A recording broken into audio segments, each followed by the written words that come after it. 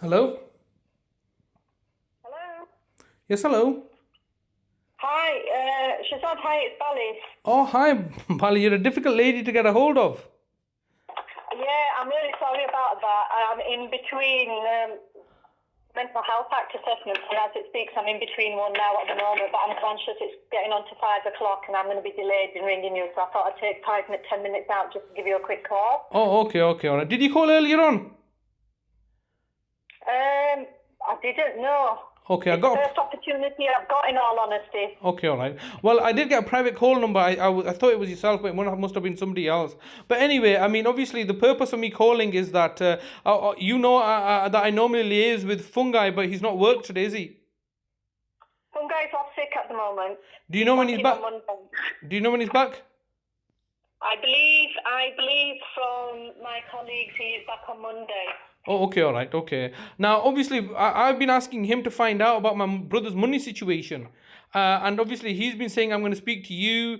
And now that I've got you directly, you know that on numerous occasions I've asked Fungi to speak to you regarding, resolving my brother's money situation. Right, the money situation, in all honesty, Shazad, is something that is dealt with by the receivership, Ismail. I have briefly spoken to Ismail. I know he's also been off. And what he's advised me is we can drop off the money and we can give you the money as we were doing previously. But in terms of any kinds of transfers or direct, that's something that he's not advised me, and I'm not in a position to advise you about that because I don't know what the situation is. I would need to seek further clarification from him. But I mean, that's the whole point. I mean, you're not telling me anything new, are you? Because the reality is that the difficulty is because we're not, both Fungi and myself, are not getting anything passed on, anything new. And like yourself, we find it quite frustrating that we're just repeating the same stuff to you. Yeah, I understand, but can you understand how the present status quo is quite clearly to my brother's detriment and quite clearly to your organization's benefit?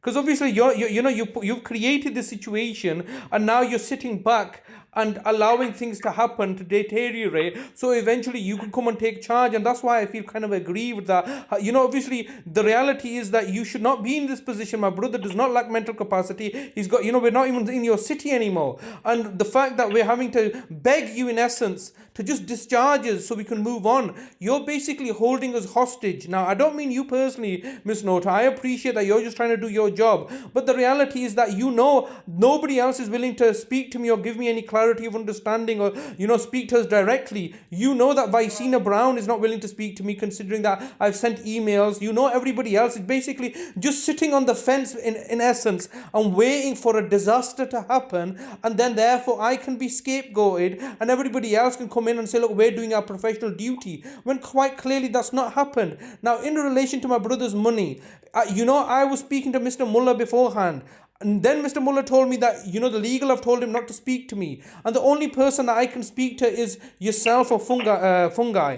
And then when I'm trying to speak to yourself, you're saying, well, that's that somebody else is dealing with it. This whole compartmentalization and, all bureaucracy and different people, 10 different people having to do different things. This is all because of actions that you've precipitated and created. And now, you've read my recent email, my brother's been made homeless. I first of all asked you to ensure that my brother has a home when you discharge him, and quite clearly everybody's been sitting on the fence. Now he's ended up homeless. He's got no access to his benefit money, and you know this because you've not been delivering it, because we don't want this setup anymore. And ultimately what you're asking us to do is basically, and I'm sorry to use this language, but basically you just want us to lick your asses, and therefore then you're going to give us what we are already entitled to.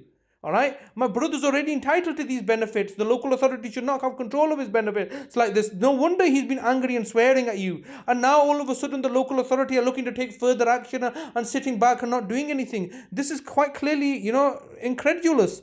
Now, I'm concerned the fact that, everybody seems to be taking a lackadaisical approach. You yourself, Miss Nota, not on this occasion, but on numerous occasions, told me you're really, really overloaded with work. You're really busy. But yet you're not willing to let my brother discharge my brother. So, it's just two simple things. Discharge my brother and give him his money. But that's not exactly rocket science. You're at the same. You're basically holding us. All right. You're holding us captive. Not in the physical sense, but in the administrative sense. We're just saying, look, let us go. All right. We're no longer even in your city, and yet you're not willing to do that, and you're not willing to give us any money. So what's happened? What happens if he starves to death? Who's liable for that? He's entitled to his money. Never mind anything else. Now, Miss Nota, you know yourself that one of the problems that my brother has grievance that he expressed to you was his jacket being stolen. All right? He has mentioned that to you, hasn't he? Yes, he has. In the past, yes, he's mentioned. Yes, that's somebody who's clearly grieving that, looks, his personal property has been taken away from him. Now, he's in a situation, never mind his jacket, he's now in a situation where he's not even seen his own mother for the last 141 days. All right, he's not got access to any of his property now.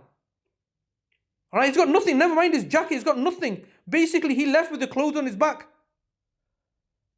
All right, so he's got nothing. All right, no. I'm just conscious, Shazad. I hear what you're saying, and I know it's you've expressed these concerns before. I'm just conscious I'm going to get pulled away. So what I will do is I will speak with Vicina and Dr. Dixon on Monday, and then either myself or Fungi will return the call and see if there's a different response that we can give to you and find out, get some clarity as to what's going on. But can you understand that, obviously, under normal circumstances, or somebody else would be verbally abusive to you or being aggressive towards you like my brother has, because he doesn't understand that you're just there as affronted. Why does Vicina Brown not contact me, or why does Dr. Dixon not contact me? They're not interested in talking to me because obviously they are doing something nefarious that's causing my brother harm. Now, before you just go, can you just confirm if you've received money from Adalat? I can't confirm that. I've not received anything. No, are you aware that Adalat, because my brother, what is exasperating is my brother's got money that Adalat's holding, tens of thousands of pounds. I can't confirm that because I'm not aware of that. Okay, but can you understand the situation is that my brother's got money that other people are holding on to? I understand that, but like I said, I know you've expressed this before, and I fully hear what you're saying. At this moment in time, all I can do, in all honesty, Shazad, is on Monday have a chat with Vicina and speak to Dr. Dixon and come back to you. Yeah, but I mean, like I said, okay, that's fair enough. But we've been here many times before. You're gonna talk to somebody. Nothing's getting. I'm not interested in people talking to each other. I'm interested in bringing a conclusion and resolving something. I completely understand your frustration, and I completely. Yeah, you can understand. You can understand that. Yeah, I appreciate. I'll also try and speak to Ismail. Yeah. Okay. All right. Okay. I appreciate that you appreciate what's happening to me, but nothing's getting resolved in it. And the reason it's not getting resolved is because you don't want it to be resolved, because you're keeping us captive like this. And I've told you many times before, and everybody else, there's a cost associated with it. I'm not doing this for free. All right. And I keep on saying that, and everybody keeps on marginalizing it.